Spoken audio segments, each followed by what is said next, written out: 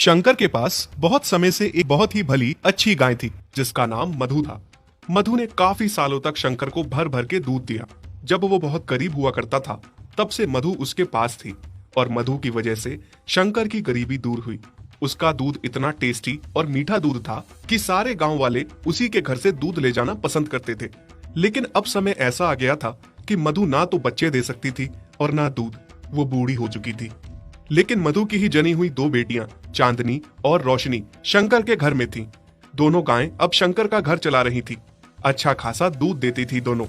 इस बात से मधु को गर्व भी होता था कि उसकी बेटियां उसकी जगह दूध दे रही हैं। चांदनी, आज तो तुमने बहुत दूध दिया बहन। मुझे लग रहा है तुमने आज ज्यादा ही चारा खा लिया था। हाँ दीदी, आज मैंने कुछ ज्यादा ही खा लिया था। भूख ही इतनी तेज थी आज कि खाते खाते पता ही नहीं चला। मेरी बच्चियों, मुझे इस बात का गर्व है कि मैं मालिक को दूध नहीं दे सकती। अब बूढ़ी हो गई हूँ, पर तुम दोनों मेरा अंश, मेरा नाम रोशन कर रही हो। मालिक को इतना दूध देके उनका घर चला रही हो। मैं तो किसी काम की नहीं रही अब। ऐसा ना कहो माँ, जितना तुमने मालिक के लिए किया है उतना तो हम दोनों भी मिलके नहीं कर सकती। और जो मालिक मेरे लिए कर रहे हैं, हालांकि मालिक को मुझसे कोई फायदा नहीं हो रहा, मुफ्त का पाल रहे हैं मुझे। उनकी जगह कोई दूसरा होता तो मुझे कब का कसाई को बेच चुका होता। पर मालिक मुझे कितना प्यार करते हैं, अब भी मेरी कितनी देखभाल करते हैं। शंकर जितना प्यार चांदनी और रोशनी को करता था उतना ही वो मधु को भी करता था। उसको अपने पुराने दिन याद थे जब उसकी बहुत खस्ता हालत थी। उसको मधु के किए का बहुत एहसास था। मधु ने उसके बाद चांदनी और रोशनी को जन्म दिया। मधु की दोनों बेटियां अब अपनी माँ का फर्ज निभाती हैं और मालिक को वो भी मधु की तरह खूब सारा दूध देती हैं। शंकर सुबह सुबह दोनों गायों से दूध लेता और अपने ऑटो में दूध डाल के शहर ले जाके बेच देता। विधि, ओ विधि। हाँ जी, कहिए। मैं जा रहा हूँ दूध लेकर शहर। शायद आज मुझे आने में थोड़ी देर हो जाए। तुम ऐसा करना, चारा काट के रख देना, फिर घर आके मैं खुद ही चारा ले आऊंगा। ठीक है। शंकर दूध निकाल के ऑटो में डाल के ले जाता है और विधि चारा काटने चली जाती है। थक गई। चारा तो मैंने काट दिया। अब ऐसा करती हूँ, चारा खुद ही घर ले जाती हूँ। पता नहीं शाम को वो कब आएंगे थके हुए। विधि चारा सर पे उठा के खुद ही घर ले जाने लगी। थोड़ा भारी होने की वजह से चारा एक जगह सर से गिर जाता है। ओहो, ये घास तो सारी गिर गई। अब फिर से समेटनी पड़ेगी। नमस्ते विधि बहन। नमस्ते भाई साहब। ये क्या बहन, इतना सारा चारा कहाँ ले जा रही हो आप? गाय भी तो 3-3 है हमारे पास, इतना चारा तो लग ही जाता है। अरे बहन जी, माना 2 गाय आपकी दूध देती है, आपकी कमाई उन्हीं पे टिकी है। पर एक गाय को तो आप फ्री में ही खिला रही हो ना। ना तो वो दूध देती है और ना ही किसी काम की है। मैं ये कह रहा था कि उस गाय को मुझे बेच दो 7,000 में। इसमें मेरा क्या है बहन जी, बस 1,000 रुपए निकालूंगा, आगे दूसरे व्यापारी को बेच दूंगा। मैं भी आपके और भाई साहब के बारे में ही सोचकर बोल रहा हूँ, नहीं तो सारी उम्र पालते रहोगे मुफ्त में। ठीक है भाई साहब, मैं उनसे बात करके बताती हूँ। विधि चारा सर पे बांध के घर चली जाती है, पर उस व्यापारी की बात उसे कहीं न कहीं सही लग जाती है। शाम को जब शंकर घर आता है तो विधि उससे मधु को बेचने की बात करती है। विधि, तुम पागल हो गई हो क्या? तुमने ये बात सोची भी कैसे? किसने तुम्हारे दिमाग में ये बात घुसा दी और तुम उसी के कहने पर चल रही हो? उसका क्या है, यहाँ से सस्ते भाव में ले जाएगा, आगे डबल में बेचेगा। ये व्यापारी ऐसे ही होते हैं। तो कौन तुम्हें इसका लाख रुपए देगा? मुफ्त का खिलाने से अच्छा है 7,000 तो आ जाएंगे ना। कैसी बातें कर रही हो तुम? भूल गई, आज हम जो कुछ भी है मधु की वजह से ही है, और चांदनी और रोशनी भी उसी की देन है। ओहो मेरे दयालु पति, तुम भी ना, जैसा मैं कहती हूँ वैसा ही करो। वैसे भी उससे हमें कोई फायदा नहीं हो रहा है। अच्छा, कल को मैं भी किसी वजह से अगर काम ना कर पाऊँ, बीमार रहने लगूं, तो तुम मुझे भी घर से निकालने की बात करोगी? बस मैंने कह दिया, मधु यहीं रहेगी हमेशा मेरे साथ, मेरे घर में। वो इस घर के लिए बहुत शुभ है। ठीक है, अगर ऐसी बात है तो मैं भी देखती हूँ कैसे नहीं जाएगी आपकी बूढ़ी गाय इस घर से। दिन रात विधि अपने पति के साथ जिद करती है, मधु को बेचने की। फिर एक दिन शंकर बीवी के आगे मजबूर हो जाता है और उसे बीवी की बात माननी ही पड़ती है। अगले ही दिन विधि उस व्यापारी को घर बुला लेती है। चांदनी, देख तो जरा, ये कौन आया है हमारे घर पे?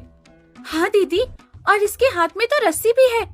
कहीं मालिक ने हम में से किसी को बेचने के लिए व्यापारी तो नहीं बुलाया है? नहीं मेरी बच्चियों, ऐसा ना सोचो। मालिक और मालकिन बहुत अच्छे हैं, उन पे खामखा शक ना करो। मैं उन्हें बरसों से जानती हूँ, वो हम में से किसी को भी बेच नहीं सकते। हाँ माँ, तुम सही कह रही हो। शायद भगवान ना करे ऐसा दिन कभी आए जिस दिन हमें एक दूसरे से अलग होना पड़े। हम तो मर ही जाएंगे। व्यापारी शंकर की पत्नी को मधु के बदले 7,000 रुपए देता है। अरे वाह, बड़े दिनों बाद इतनी बड़ी रकम हाथ आई है। लेकिन शंकर इस बात से बहुत दुखी था। उसे बहुत बुरा लग रहा था कि ये कैसी औरत है, चंद पैसे के लिए घर की लक्ष्मी को ही बेच रही है। थोड़ी देर बाद शंकर मधु के पास आता है और उसके सर पे हाथ फेरता है। मुझे माफ कर दो मधु, पत्नी की जिद के आगे मुझे तुम्हें बेचना पड़ रहा है। उसे लगता है कि तुम अब बूढ़ी हो गई हो, हमारे किसी काम की नहीं हो अब। हो सके तो मुझे माफ कर देना। ये सुन के मधु, चांदनी और रोशनी को बहुत बड़ा झटका लगता है। माँ, तुम्हें तो बड़ा यकीन था ना मालिक पे। देखा कैसा यकीन तोड़ दिया एक ही झटके में। आपने इनके लिए इतना कुछ किया, दूध के साथ अपना खून भी निचोड़ के दिया। जब इनका घर गृहस्थी बन गई तो अब इनको लगने लगा आप किसी काम की नहीं हो।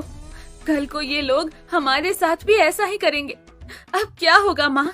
ये व्यापारी आपको कसाई को दे देगा। हाँ माँ, सच कहते हैं, इंसानों को जिस चीज से फायदा होता है उसको रखते हैं।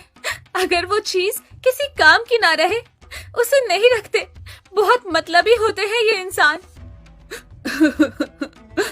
बुरा तो मुझे भी बहुत लग रहा है मेरी बच्चियों, पर मेरी भी समझ में नहीं आ रहा मालिक ऐसा क्यों कर रहे हैं। तभी व्यापारी मधु को रस्सी से बांध के वहां से ले जाने लगता है। चांदनी और रोशनी बहुत रोती हैं। माँ, माँ, माँ, हम आपके बिना कैसे रहेंगे? जाते जाते मधु की आंखों में बस आंसू थे। वो तो अपने मालिक से उसके बेचने का शिकवा भी नहीं कर पाई। व्यापारी उस बुजुर्ग गाय को रास्ते में खूब मारते मारते ले जाता है। घर पहुंच के उसे गौशाला में बांध देता है और खूब सारा चारा खिलाता है। लेकिन मधु को पता था कि उसे खूब खिलाएगा पिलाएगा, फिर कसाई को उसे बेच के मोटी रकम हासिल करेगा। फिर थोड़ी देर में कसाई व्यापारी से मिलने आता है। व्यापारी उसे कहता है कि कुछ दिनों में आके उसे ले जाए। नहीं नहीं, ये व्यापारी तो मुझे कसाई को सौंप रहे हैं। मुझे नहीं मरना। मालिक, आपने ऐसा क्यों किया? मेरी क्या गलती थी? हाँ, मुझे इतनी जल्दी हार नहीं माननी चाहिए। मुझे वापस मालिक और अपनी बच्चियों के पास जाना होगा। न जाने मेरी बच्चियों का मेरे बिना क्या हाल है। उधर चांदनी और रोशनी का अपनी माँ के बिना बहुत बुरा हाल था। फिर रात में जैसे तैसे गले का खूंटा तोड़ के मधु भागती हुई घर पहुंच जाती है। चांदनी और रोशनी को जैसे ही अपनी माँ दिखती है, उनके लिए मानो सवेरा हो जाता है। मधु अपनी दोनों बच्चियों को गले से लगाती है। माँ, आप आ गई। अब हमें छोड़ के कभी मत जाना, हम आपके बिना मर जाएंगे माँ। हाँ मेरी बच्चियों, मैं अब कभी भी नहीं जाने वाली हूँ। सुबह जब शंकर दूध निकालने गौशाला में आता है और वहाँ वो मधु को देखता है तो बहुत खुश हो जाता है। उसके सर पे हाथ फेर के प्यार देता है। विधि, विधि देखो तो कौन आया है। अरे क्यों चिल्ला रहे हैं आप? कौन आया है? हाँ, ये मधु, ये वापस कैसे आ गई? देखा, मैंने कहता था मधु हमें बहुत प्यार करती है, उसको हमें नहीं बेचना चाहिए। तुम चुप रहो जी। चिल्ला के तो ऐसे बुला रहे थे जैसे पता नहीं क्या हो गया। इस बूढ़ी बेकार गाय को मुफ्त का खाने की आदत हो गई है।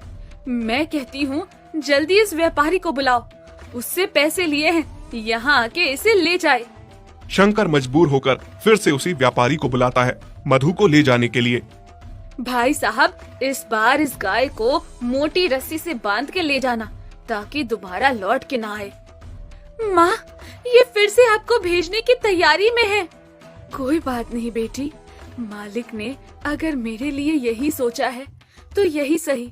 इस बार मैं लौट के नहीं आऊंगी। बस मेरे जाने के बाद तुम दोनों अपना ख्याल रखना। नहीं माँ, ऐसा ना कहो। व्यापारी मधु को फिर से ले जाता है, पर इस बार मधु जाने में कोई जिद नहीं करती, क्योंकि उसे पता था उसकी जिद करने का कोई फायदा नहीं। वो अगर फिर से लौट आई तो मालकिन उसे फिर से भिजवा देगी। इधर चांदनी और रोशनी का रो रो के बुरा हाल था। दोनों ने माँ की याद में खाना पीना छोड़ दिया था। दोनों बीमार हो गई थी, दूध देना छोड़ दिया था। देखिए ना जी, किसकी नजर लग गई हमारे घर को। चांदनी और रोशनी कितनी बीमार है, खाना पीना छोड़ दिया है दोनों ने। इतना अच्छा कारोबार हमारा बंद हो गया है। ये और कुछ नहीं, मधु का फिटकार लगा है हमें। बोझ थी ना वो तुम्हारे लिए, जबरदस्ती उसे बेच दिया। जिसने शुरू से हमारा साथ दिया, बाद में जब वो तुम्हारे किसी काम ना आने लगी तो उसे बेच दिया। खुद गर्ज औरत, इनको भी इनकी माँ से अलग कर दिया। ये तो होना ही था, मुझे अपने साथ पाप का भागीदार बना दिया तुमने।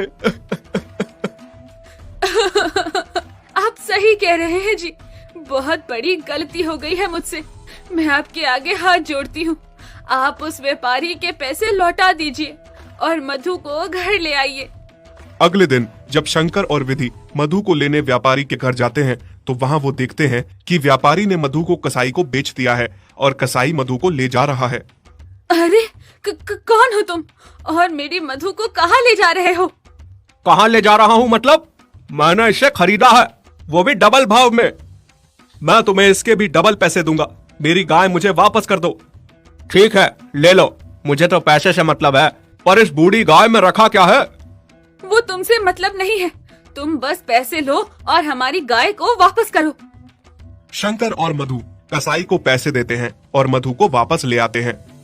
मधु, मुझे माफ कर दो। मैं कितनी गलत थी। मैंने तुम्हारे साथ कितना गलत किया। मेरी वजह से आज तुम्हारे साथ वो कसाई न जाने क्या कर लेता। हाँ मधु, अब जो भी हो जाए, मैं तुम्हें कभी खुद से अलग नहीं करूंगा। जब चांदनी और रोशनी अपनी माँ को वापस पाती हैं तो बहुत खुश हो जाती हैं और दोनों अपनी माँ के गले लग जाती हैं।